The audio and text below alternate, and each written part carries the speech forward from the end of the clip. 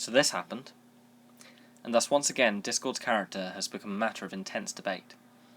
For my part, I am inclined to agree with the sentiment of Digibrony and Two Best Brothers Bitch About Ponies, if not the exact details of their critique. In other words, I agree that Discord was not written particularly well in this episode, but I do not think it constitutes a complete change of character.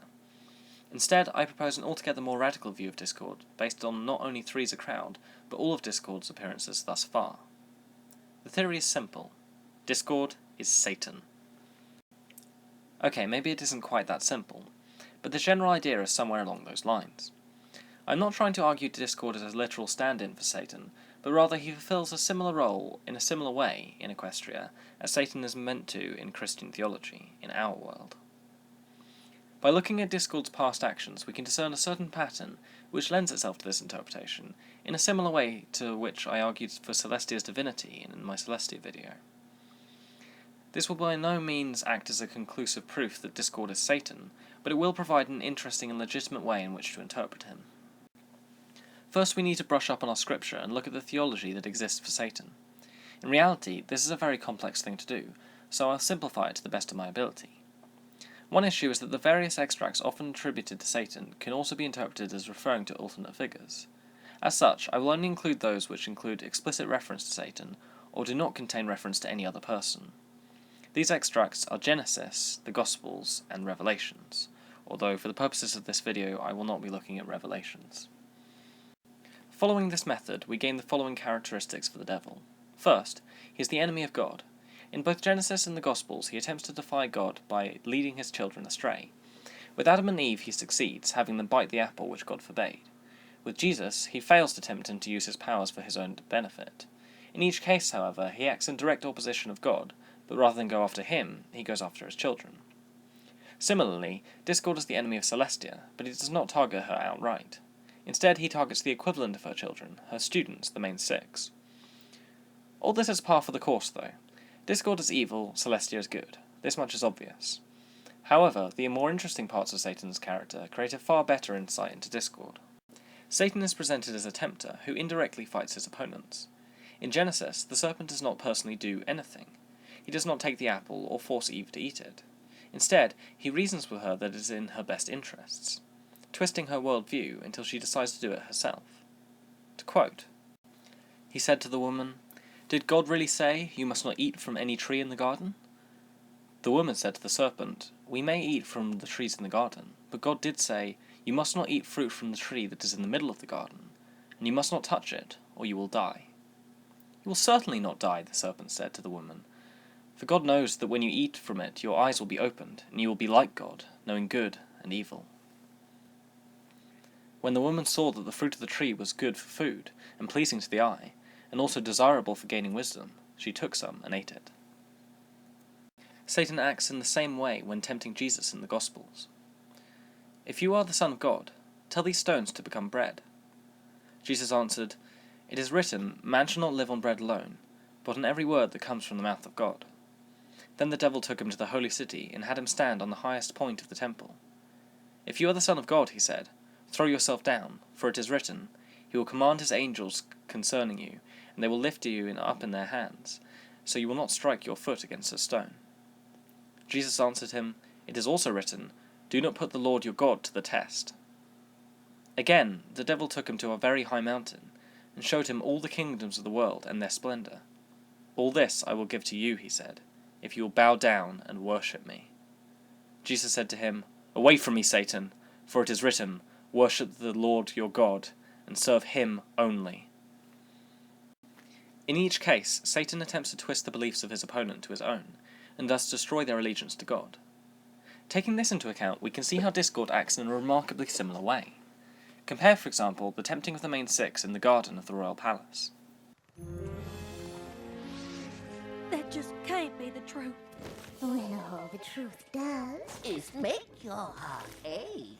Sometimes a lie is easier to take.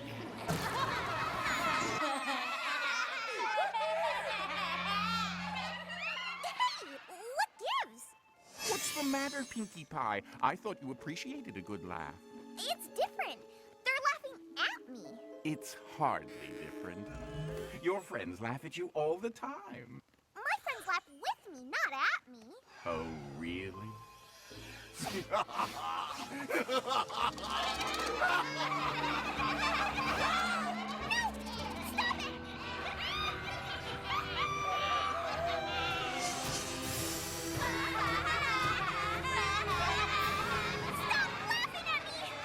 Oh, poor Pinkie Pie.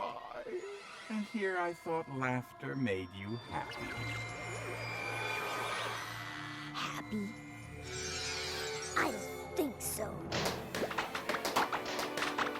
Here, just as Satan attempts to undermine the teaching of God, so too does Discord attack the main six by attempting to disprove the foundations of their belief in the teaching of Celestia, friendship, and harmony.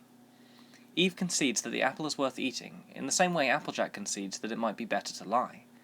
In both cases, they choose to turn their back on their beliefs, and in both cases, the tempter responsible does nothing directly themselves except talk. Admittedly, Fluttershy throws some doubt on this interpretation, but I set out at the start that I was not meaning to maintain that Discord was an exact double of Satan, and this one issue does not outweigh the large amount of evidence linking him to a satanic interpretation.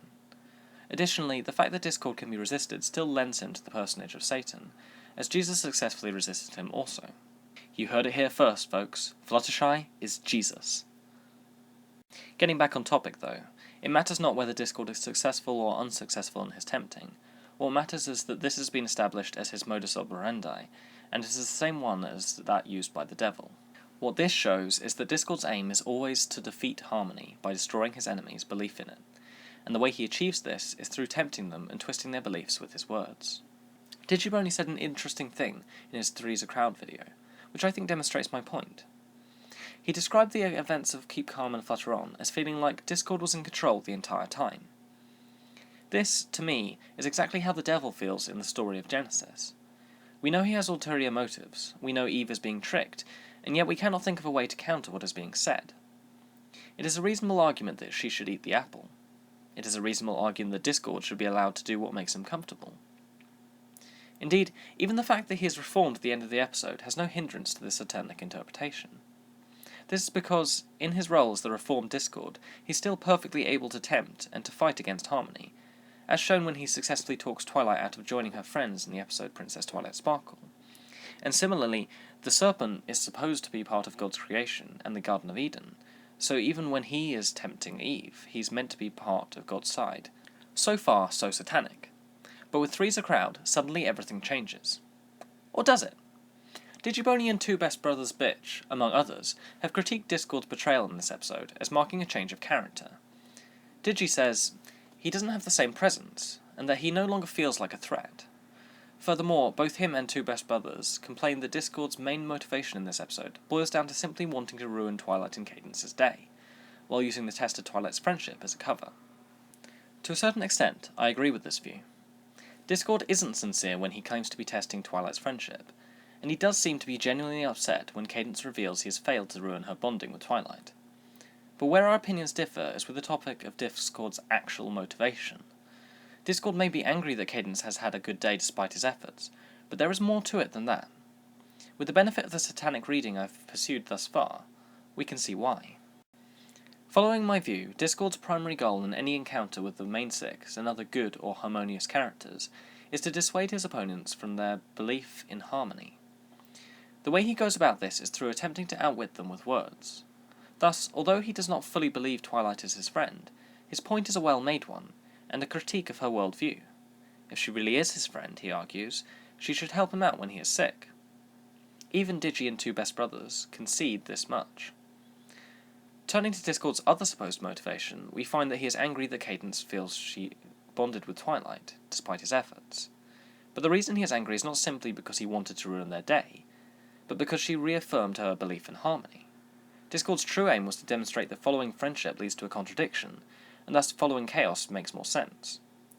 Or rather, he wanted that to appear to be correct, whether or not it was logically sound. This means instead of using two unrelated and foolish motivations, Discord was instead using two forms of argument, as a two-pronged attack on the philosophy of harmony, and when he fails, he is understandably upset.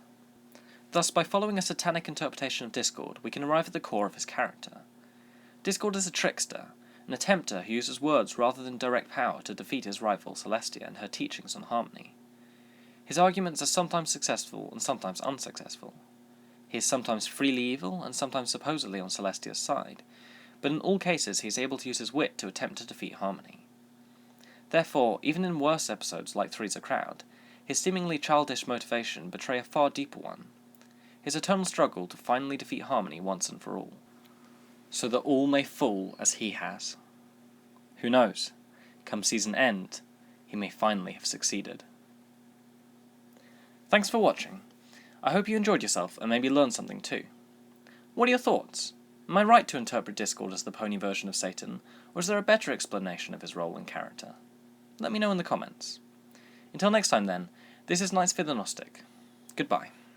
Just because I am frozen in stone doesn't mean that I'm deaf, dumb, or blind. I plan my revenge even now as you speak, warmed up like a spring of hay in my mind. Time shall come, taste my wrath. Time is thinning, there's harmony winning, and I shall have the last laugh. Ha!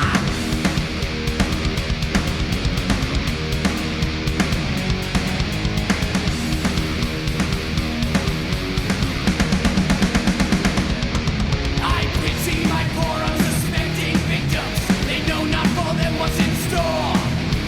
Soon they'll